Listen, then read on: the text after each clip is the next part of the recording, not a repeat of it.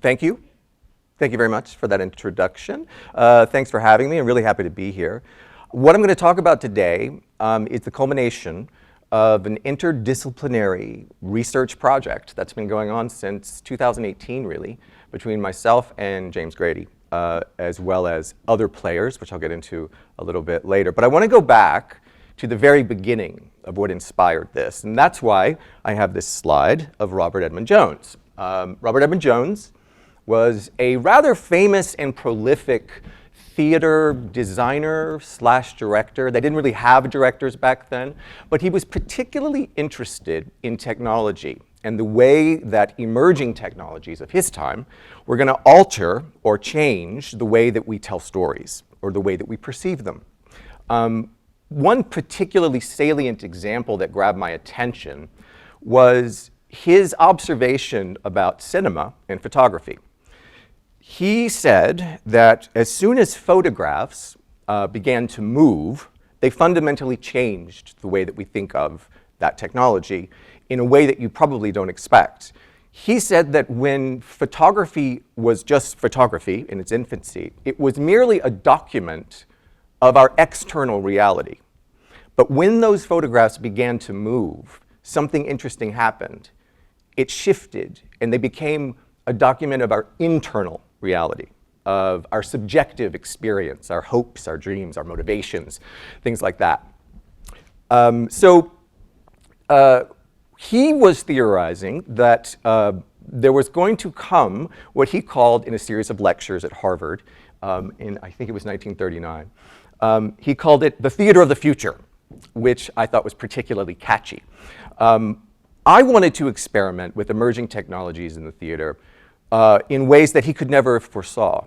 And specifically, I wanted to work with projected media, or projections. Projections in the theater, I know that everybody here has probably seen them employed in some way in a play. I found the use of projections in the theater, which are becoming increasingly ubiquitous, to suffer from an extreme poverty of imagination. What would happen is they would end up being a backdrop or some other representation of a location, or maybe a piece of narrative information channel that would let the audience know something, essentially kind of mired in the same documentational realism that most of the theater is still mired in today. So I wanted to see what would happen if we got rid of three-dimensional scenery entirely and created a completely immersive projected media environment for the actor. And this is something that James and I had discussed when we met at a meeting in the dean's office a long time ago, that we wanted to work together using projected media. But then James brought to my attention this other idea. In order to make the projected immersive environment even more so, James suggested that we use interactive, generative projections. And he hooked me up with an undergraduate student named Ellen Lowe, who was an engineering student, I believe, at the time. And what we did is we created sequences in a play. It was an adaptation of George Orwell's 1984. We created generative sequences in the play for certain scenes. And she wrote sort of a bespoke software for us to utilize. Now, I brought along a clip of that first generative sequence that we did. And I want to just preface this, that every time a theater person plays video of their play, it's really cringy. So just forgive the quality of the video, but I do want to just make a point by playing it.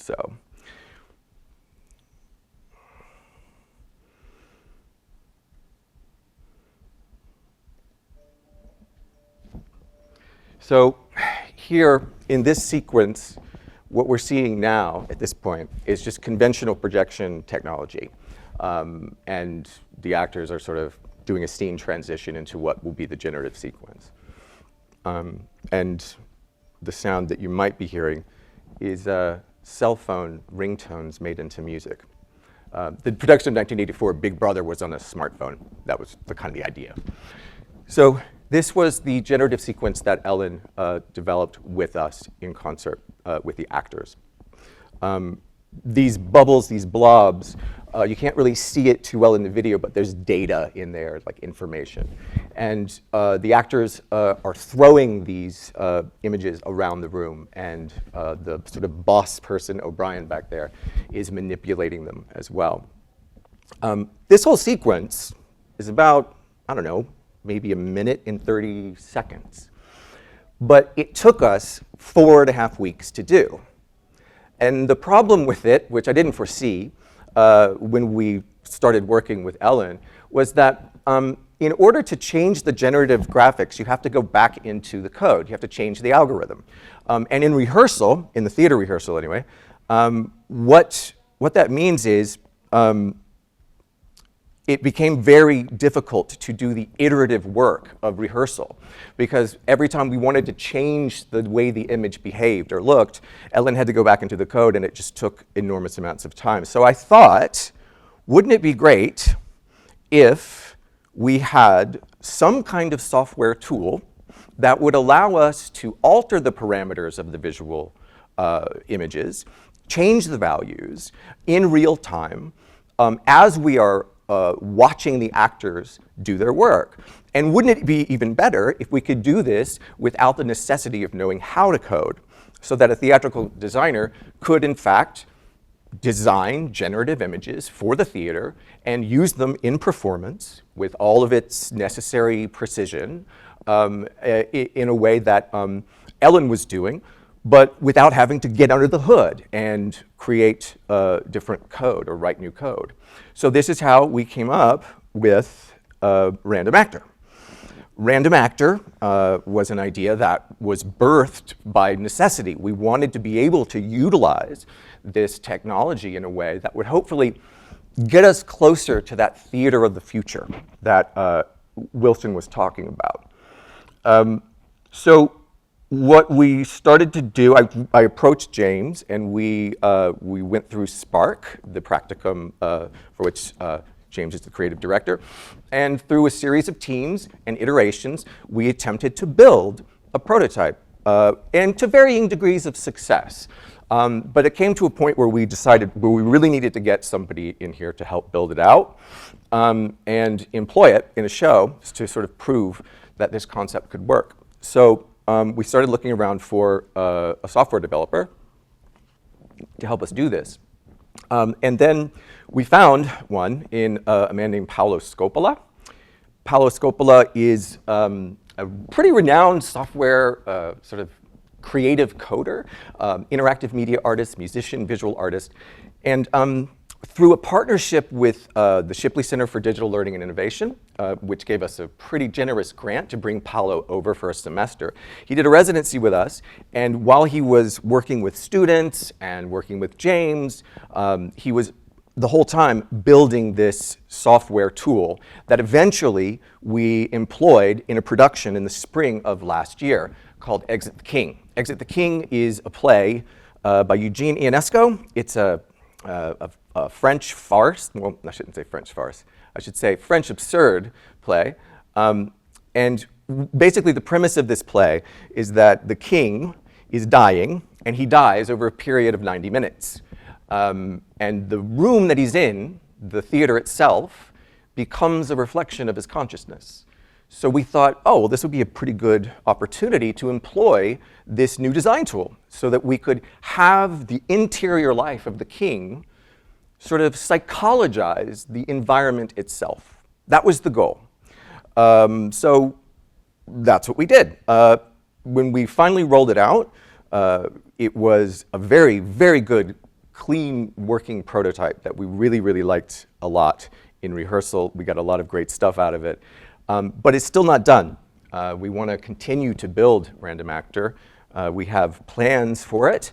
I should also add this too. One of the things that we discovered in our rehearsal process is, and you can see here, a graduate student, Rejma, who you'll probably mention James later, she was the operator of Random Actor during our performances. Here she is sitting next to Paolo. Another level of interactivity that we added was this MIDI controller that you see in front of Rejma. This allowed Rejma to actually change the values of the images on the fly in response to what the actors were doing. So you had 3 levels of interactivity. You had the voice of the actor would alter the images, their movements, and Reshma reacting to the actors themselves in real time. So that was a very exciting additional layer of interactivity that we added to Random Actor. So there you have it. That's where we are. I do have some clips of design moments, I think. Yes. From the play that'll give you an idea of some of the stuff that we were able to achieve with the tool. So this is sort of a montage of behind the scenes stuff, but also clips from the play itself. One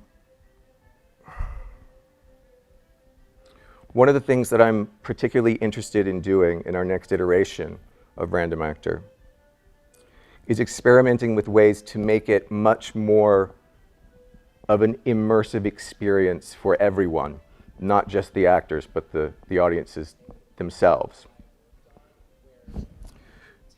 So I wanted to end here and take any questions you might have, but I also wanted to add that one of the really great things about our partnership with the Shipley Center is that it has seeded a lot of other initiatives. Currently, Random Actor is an almost finalist for an Ignition Award grant from BU's Office of Technology Development. James is continuing to use it, which he's going to talk about in his sort of pedagogical journey with graphic design. And we are really excited about the fact that this thing could actually grow into a much more user-friendly tool that we can share with more and more people. There are functions that we want to add. We want it to be a bit more user-friendly in terms of plug and play. We want a library function that would allow for the selection of different generative shaders, and then even the capacity to be added to by other developers. And possibly also a hardware component that would allow for like sensors that would allow for the immediate scanning of an environment so that the dimensions can be automatically included into Random Actor's computations. So that's all very exciting. And that's where I'll end. Thank you.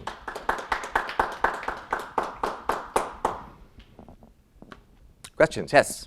Yeah, I had a question about you mentioned kind of the iterative component of acting, which is you get to practice over and over again. But it seems like part of the appeal of something like Random Actor is there's a possibility for improvisation or other sorts of things in relationship to how the images form on that particular day between, say, the technician and the actors in the software. Could you just talk about how that kind of unfolded over the course of, say, many plays, you know, as people who may have only seen it once, of what that looked like from your perspective? Well, the thing that was difficult about the development process was that we were developing the software as I was directing the play itself. So we were kind of harnessing the software development to specific effects that we wanted to happen in the play. So then the question then became, okay, how do we find a way to make this tool applicable to any production, to any other application? That is still an ongoing question, but because of the nature of the production process of a play, it forces you to make decisions that kind of get set. So we would set certain cue points in Random Actor that would allow for a degree of improvisation on Reshma's part and the actors. So it was different every single night, but it happened in the same place, as it were. So what we weren't able to do because of the time constraints that we were inherently under being, a play, and rehearsal and the calendar. See, the thing about the theater is the only thing that tells you you're finished is the clock, So we were racing against the clock, and we weren't even really, I think, we were just barely scratching the surface of what Random Actor is capable of in terms of what it can create as it is now, because we had to make these decisions that had to set those parameters for the performance. So there's a lot more waiting to be discovered in what we've built already. So you ask, I guess part of your question is, where will this be applied next? Like, how could we use it in other contexts? That is a really good question. I'm really interested in looking at that myself. Because I think one of the things that you implied is perhaps there could be some form of audience participation. Mm-hmm. And I think if we're thinking of the ways in which video is distinctly different from play as a format, Yep. that's one of the things that's possible, right? Especially with things like the booth theater, the way it's set up and everything, of ways in which you could interact and create something, almost like a jazz performance. Mm-hmm.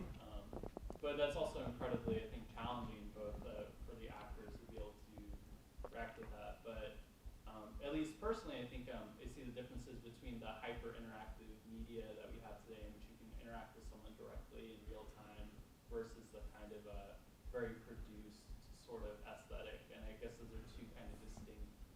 Yeah, they are. And it'd be interesting to see what could happen kind of in taking one in that other direction. Absolutely. I mean, this is one of my main areas of interest is figuring out ways that emerging technology like this, classically generative technology like this, or even AI generative stuff, can have an impact on narrative itself.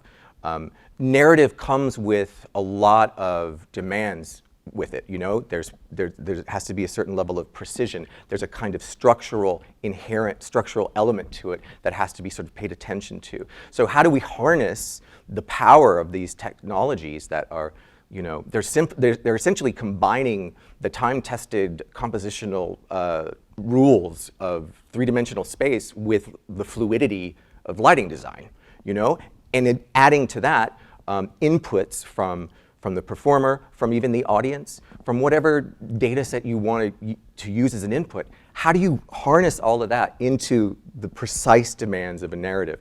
That is the main thing that I want to use this opportunity with Random Actor to continue to explore. One of my goals is to actually create a laboratory or a space where these questions can be explored, where data science can be explored as a means by which creativity is expressed, and that outputs are aesthetic and not just metrics that we can all sort of objectively measure, That's the goal. Yes?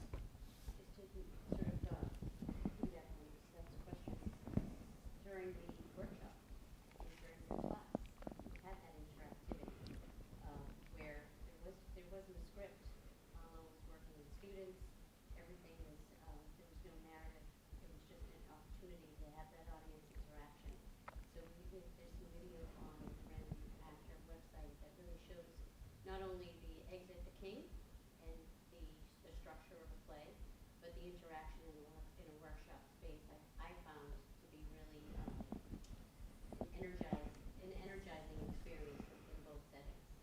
Yeah, I actually have a clip of that. Do we want to watch it? Oh, we're done. Do you mind just repeating a little bit of what I didn't go into the microphone? Just prompting for your Q&A. Sorry? Oh, what I'm about to do? The clip that I'm going to show now is a clip of a movement workshop that Paolo did with BFA actors, seniors, for their capstone project. We did this at the Thurman Center.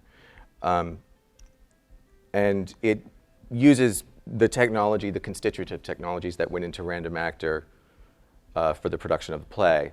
But of course, the generative output is different for this particular project. But it gives you an idea of the possibilities. The thing about this type of technology, it has been used, I think, to great effect in dance and choreography in places where there aren't these narrative demands I'm talking about. And the reason why I approached Shipley for the grant in the first place was to see if we could apply this stuff to narrative. So yeah, that's great. Thank you for that lead into that clip. Yeah. Are there any other questions? I don't know if you know how to answer this question. Maybe it's more of a James Grady question. But exactly what does the algorithm do? Well, I understand the inputs. yeah. But I don't know how it meaningful in the context of the play. Seems like that's a very important constraint. I don't fully understand how the meaning or relevance to the play is captured inside the algorithm's operations. Well, I don't think that the meaning is captured in the algorithm. I think the meaning is emergent from the way that the artists are using it. So it's, the way that I understand classical generative art is that, the programmer, the artist, becomes an audience to the results of the processing of the algorithm. It's not that different in rehearsal for a play, Every time I direct a play, whether I'm using this kind of technology or not, I'm working with a kind of hypothesis that I'm testing and to see if it works and what I get back. And the constraints of the play, as you put it, which is a good way to put it, I often feel very constrained by the play, those constraints become an opportunity for us to supply the meaning. Those limitations are the engine of the creative work. So if we could boot up random actor as we used it in the play now, and we could play around with it. You could change the values and all of that, but ultimately, it's not going to have the meaning that it does outside the narrative context. And to be sure, when we were developing the prototype, the images that the prototype produces were tailored to the play we were doing. The sort of combustion, kind of like we built a physics engine into it so that it kind of felt like smoke or fire that was consuming something and sort of evaporating, these particle systems. We also had a component that used body projection, like particle systems that would track his body and that would sort of be his life force leaving him, right? Those came from an interpretive take on the text. It doesn't mean, though, that they are restricted to only that text. It's not the algorithm that's going to do the adaptation. It's the people using it.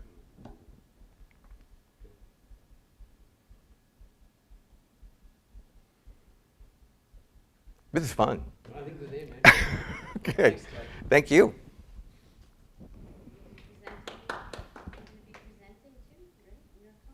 Oh yeah, I should mention that. That's where some of these slides are from. I'm going to be presenting with Diane Carroll from Shipley at the NERComp conference in Rhode Island, which stands for New England Computational Education something. EDUCAUSE, that's right.